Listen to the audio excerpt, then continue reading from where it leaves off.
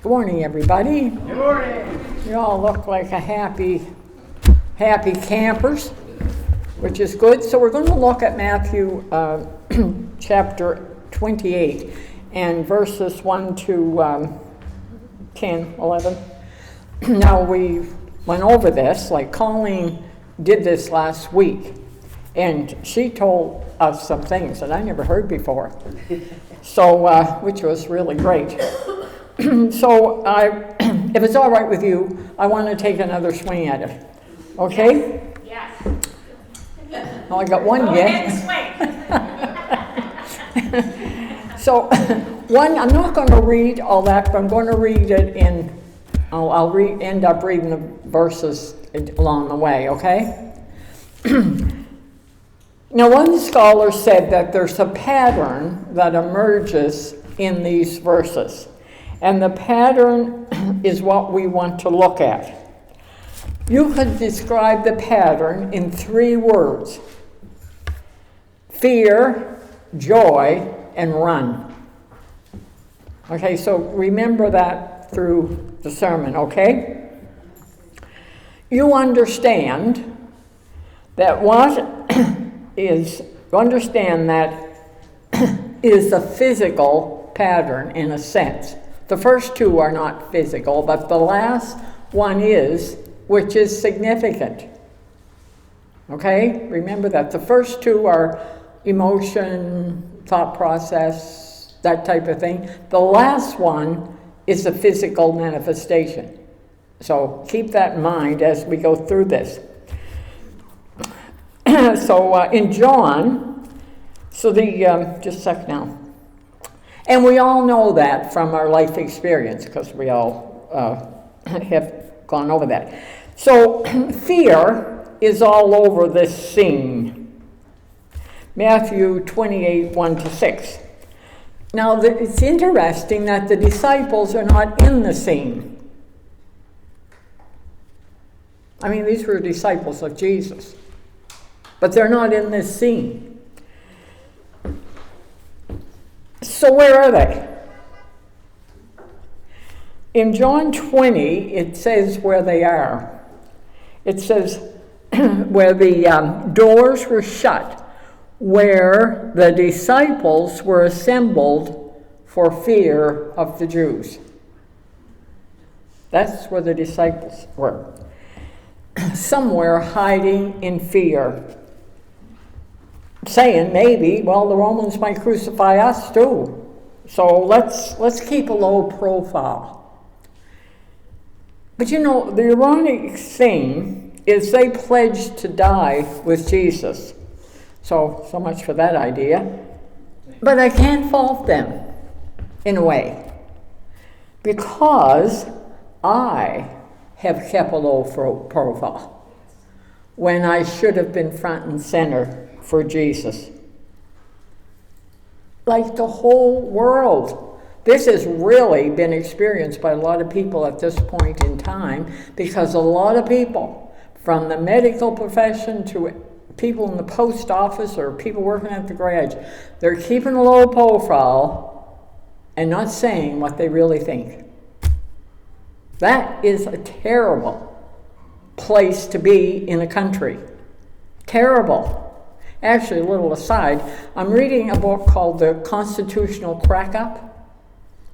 It's, pardon? By whom? William Gardner. Okay. Amazing description. It's written in 1992, and he warned all the things that were going to happen, and folks, they have been, you'd almost think it was the Bible. They tell exactly. You can see it has already happened. It's just so fascinating. So that was a little diversion. Sorry. So fear displays itself in ways that show our values. About our jobs, about our comfort. That's such a big one. Because we like comfort. We're used to comfort now. About our money, what we do with our money. And you can see this in the Sanhedrin. Sanhedrin's actions in chapter 27, which is one back. They wanted the tomb sealed so the disciples couldn't come by night and steal the body and then say he's risen from the dead. And it says right there that Paul said, make the tomb secure. Now, secure is like secure. Nobody's going to be able to do anything to it. So they made it secure.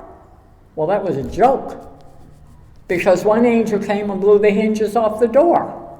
I mean, it didn't have hinges, but you know what I mean. It blew it up. So much for security. So why do we insist on putting our trust in physical things around us instead of Jesus? And you know what happens? Then Jesus has to come and blow our hinges off, and so he can get our attention. But the worst of it is we don't seem to learn very much. We go over the same pattern over and over. So actually the Sanhedrin, they feared that Jesus was the truth. Can you imagine fearing the truth? They shut down their conscience so they could keep their power. Now, man, that is so convicting. So I keep arguing when I know in my heart that the other person is right and I'm wrong. So what do? I shut down Jesus speaking to me so I can win the argument. That's power. So, and you know, it's so crazy because I win a dumb argument and I'm convicted in my heart. And the argument's not going to matter a week from now. So why do we do that? Now, the unbelievable ones are these soldiers. These soldiers fear nothing. They've destroyed more people and towns and places and buildings and everything else. Like the people are just bugs to be tramped on. And when these boys see one angel, they shook with fear. Verse 4 says, shook for fear of him, because his countenance, they came like dead men.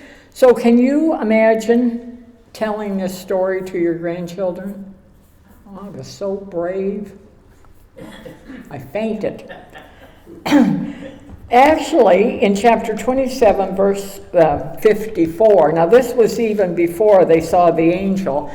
You remember this. The centurion and those with him who were guarding Jesus saw the earthquake and apparently the people coming out of the graves.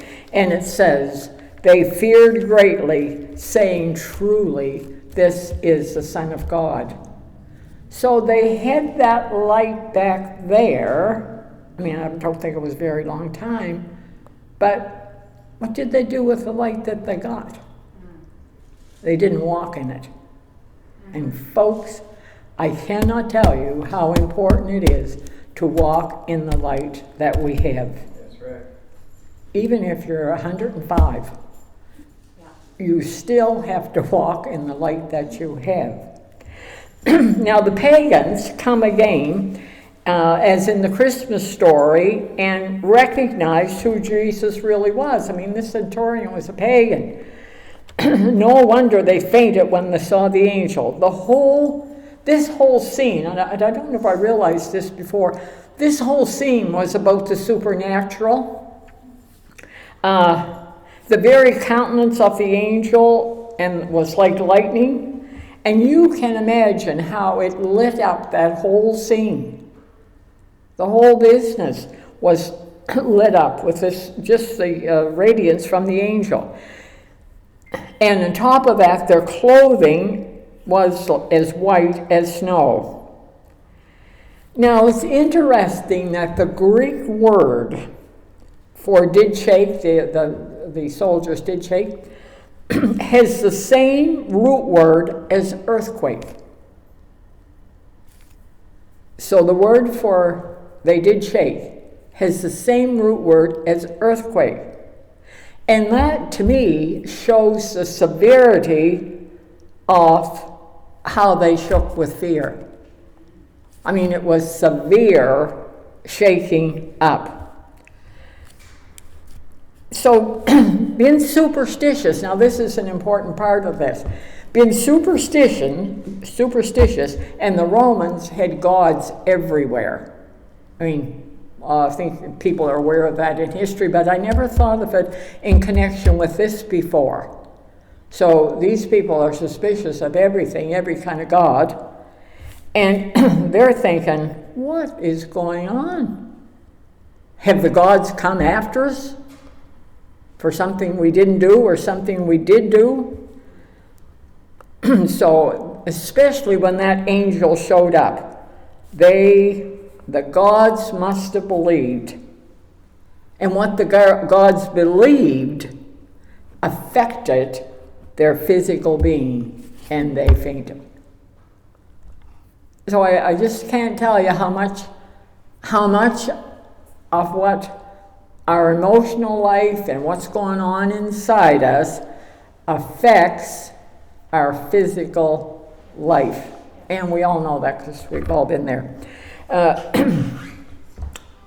And just the fact that the angel rolled the huge stone that covered the entrance to the tomb like it was weightless must have been, what's going on?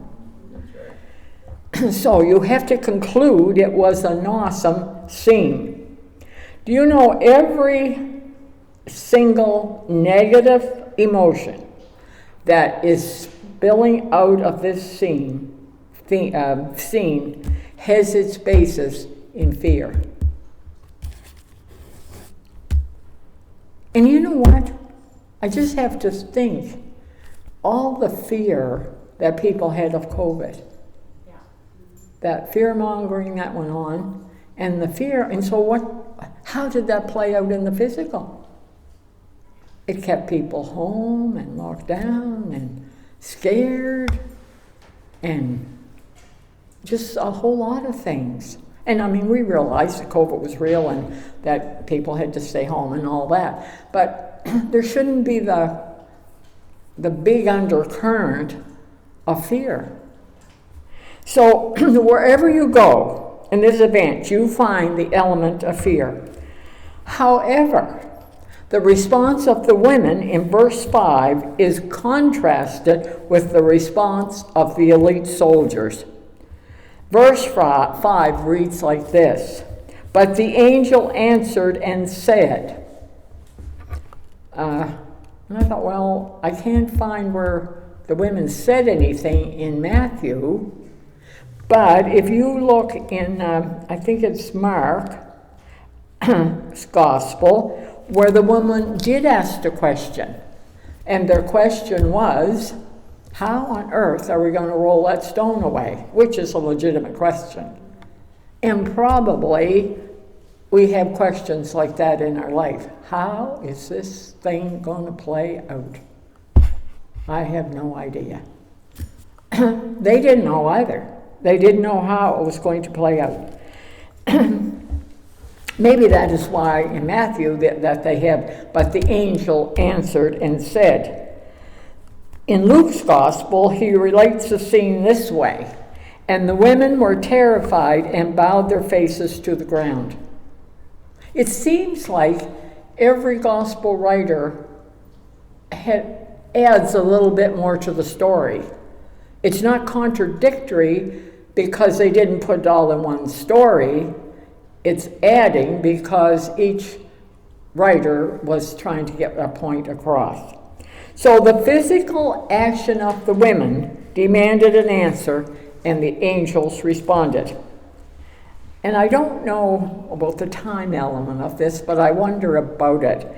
It seems the angel ignored the fact that all the soldiers were laying on the ground like they're dead. Like, I don't know how that time element would work, but I wonder if they were laying all around the place and the soldiers just ignored them and started talking to these dopey women. maybe 4 to 16 soldiers. And you have an earthquake, so the whole thing could have been like a war zone, really. Which says to me, and that's kind of what I talked about this morning, and I think this is so true, if you are a genuine seeker after truth, God will move heaven and earth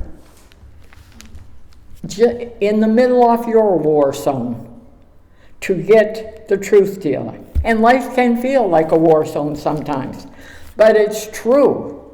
He will, he will, he will.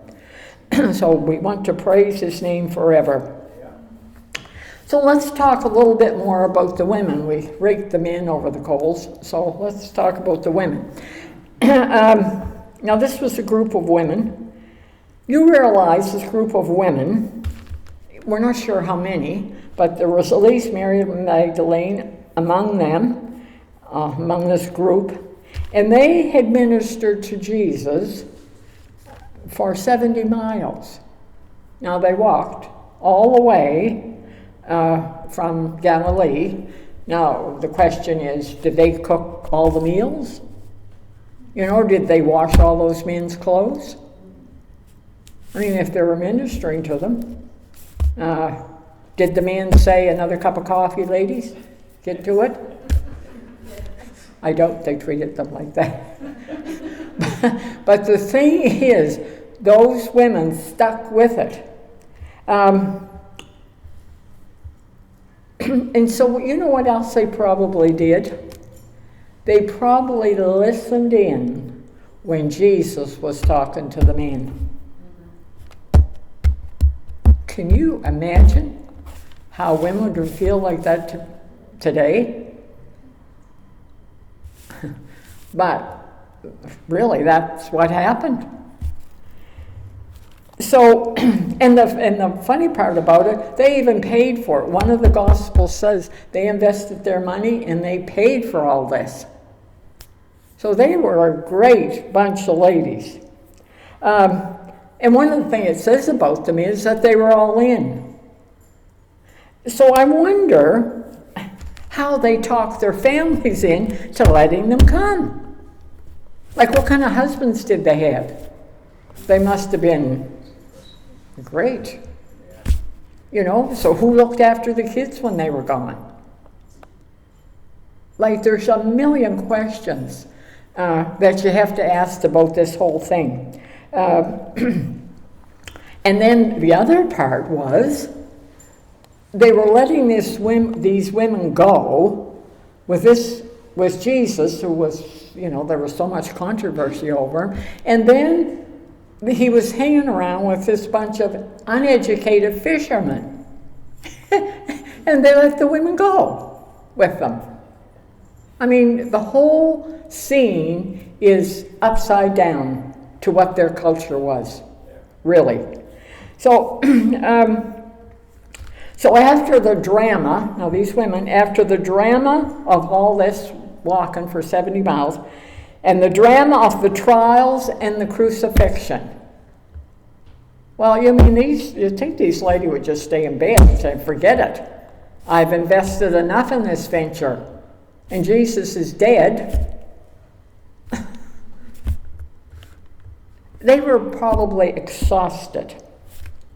Probably they hadn't slept for a few days, maybe 3 or 4 days, because the one they thought, I don't know, we cannot grip how devastating this was to them. The one they thought, the one they put all their resources in, they left family and everything else, they thought that was the Messiah, and now he's dead.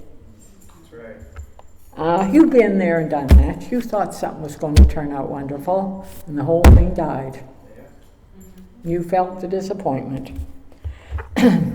Well, will the soldiers come after us now? What will we do? They were really afraid for their future. Because the unthinkable has happened. And probably the unthinkable has happened to lots of us. don't we live in a scene that's comparable to that? This could be your story. This could be our story, my story. Because it seems that the country of Canada is at a crossroads. We have inflation, we got the war in Ukraine,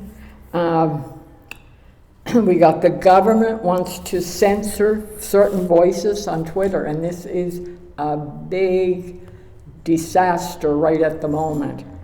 And our country's going in the wrong direction. What kind of a future will your grandchildren have? You've got to ask yourself that question. Our national debt is over $1 trillion and growing. So, and our personal lives can be stretched straight to the limit with family and debt and work and 100 things. Fear plagues us in the night hours. So who wouldn't be afraid? And like Robert said, the anxiety that's around, suicides and the whole business is very, very sad. However, that's not the end of the story. However, something happened that changed their perspective. The angel spoke the truth to them, and it changed everything. He said, verses 5 and 6, "Do not be afraid, for I know that you seek Jesus," and the idea is search. You seek Jesus, who was crucified. He is not here, and you know why he's not here? Because he's risen. Amen. As he said, which goes back to pulling out what Jesus said and believing it. Come see the place where he lay. You can trust him. In verse 8, these ladies are in a whole different state of mind. In a blink of an eye, they go from fear to great joy. How can you do that? How do you do that? You can't. This is not some kind of how-to. This is not some kind of a formula. Do A and B. This is a perspective of faith. How you see things. You understand a dead Jesus cannot change despair to joy. So sometimes we act like Jesus is dead instead of believing that he's alive. It's interesting that the ladies believed before they actually saw the resurrected Lord. So maybe, I don't want you to build all your theology on this, but maybe we need to believe before we have the joy. And in my own life, I think that's true. Yes. Yeah. That when everything is dark and crazy, I'm believing you, Jesus, anyway, and I don't care. I'm just believing you. Amen. And somehow or other, he does something in the middle of that. Amen. Because, you see, things are not the way they seem to be. In the realm of faith, things are going on that we don't see with our physical eyes. God is working in the life of our family, and we can't see it. Yeah, that's right. We can't see it. God is bigger than our circumstances. The soldiers, think about this, the soldiers were into the physical, and they missed Jesus. And my friends, if you're into the physical, you'll miss Jesus. Right. The ladies were into seeking and the spiritual, and Jesus found them. Isn't that amazing? There is something about Jesus and joy that goes together. If you have no joy, or I have no joy, and we understand about the dark night of the soul, maybe we should check and see if we are in the perspective of faith and not in the physical. So what's the outplay of joy? And this, I think, is so good. What is the outplay of joy? It tells us in verse 8. It says, they ran. They ran, and why did they run? They wanted to bring this news to his disciples. I mean, that's quite amazing. These weeping, depressed, exhausted ladies, they could hardly put one foot ahead of the other. They were fearful, and now they're running. That's crazy. Did they get a bottle of Gatorade? Or what? No, they found someone that gripped them in their heart and soul, and he would keep them running for the rest of their life. In verse 7, the angel said, go quickly and tell his disciples. I mean, the women have to tell the man, but that's okay. That he is risen from the dead. Now don't get sidetracked. Keep your focus on verse 8. So they went quickly from the tomb with fear and great joy, and ran to bring his disciples words. So you've got a double emphasis. Go quickly and ran. There seems to be, in these ladies, there seemed to be a whole new flow of energy.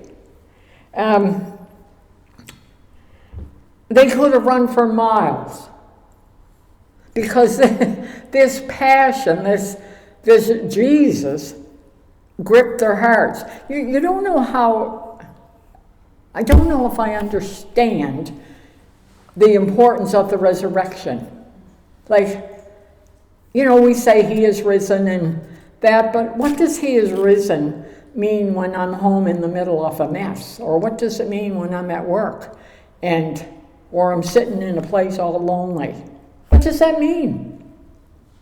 It means now, where Jesus was over there in the Old Testament, he is abiding in your heart. So you can just say, Jesus, be what you need to be in me.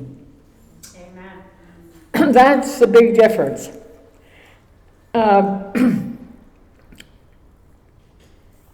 So life went from what's our future to a life that was worth living. But isn't that just like Jesus? When we really see him as he is, you know, we fear because of our sin, then find joy, and then we run to tell. Isn't that both the truth?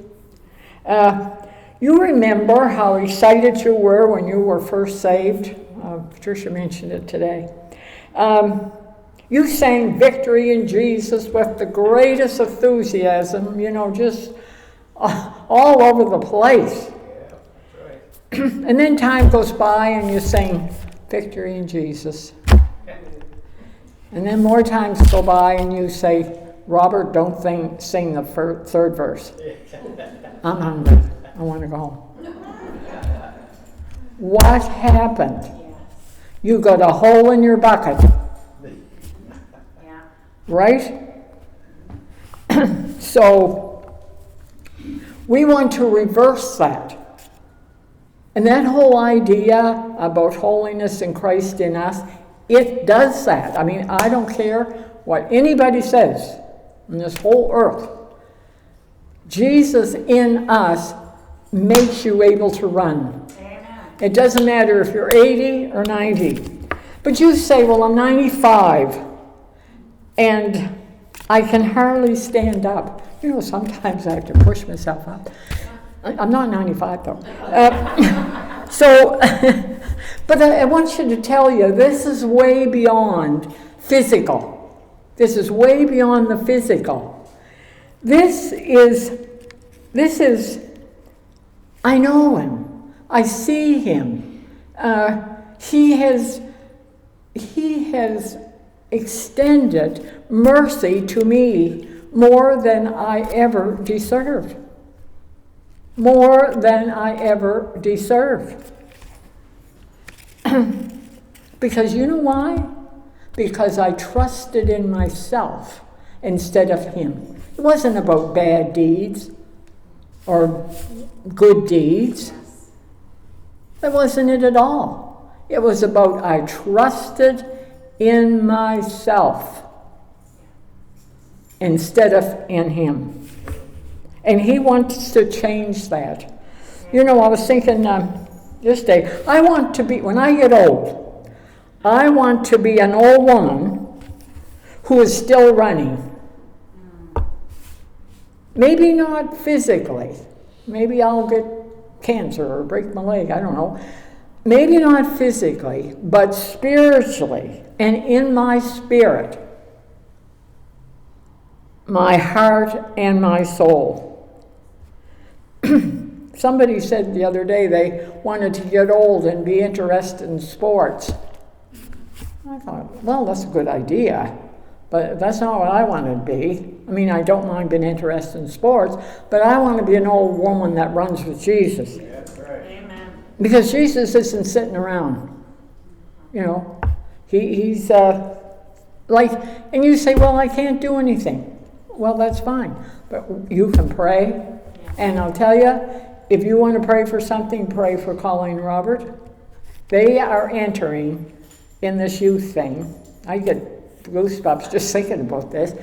They are entering in to a territory that is so black and so filled with lies. And don't think that they're not going to be under attack for even endeavoring. Well, you say they're not going to have a whole lot of kids. The devil doesn't want to lose one kid. That doesn't matter. Numbers do not matter. He does not want to lose one. So you say, well, I can't run. Yes, you can. You can run in your heart, and you can run praying. And you can help them as they are there on Saturday nights, and I can help them to break through these lies and this blackness and darkness that's just consuming everybody. So we do have the answer, not in us, but in Jesus.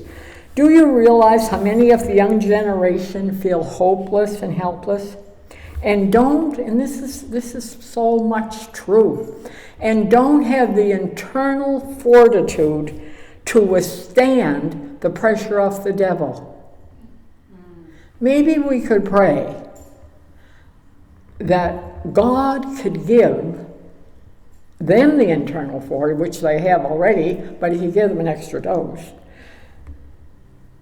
And then pray for those kids that they're talking to have the internal fortitude to be able to stand the pressure.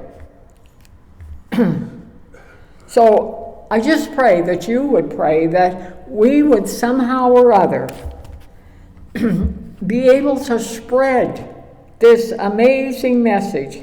He is risen, and he's risen in my heart. That they will be able to stand in the middle of the fray. So I say, run, baby, run.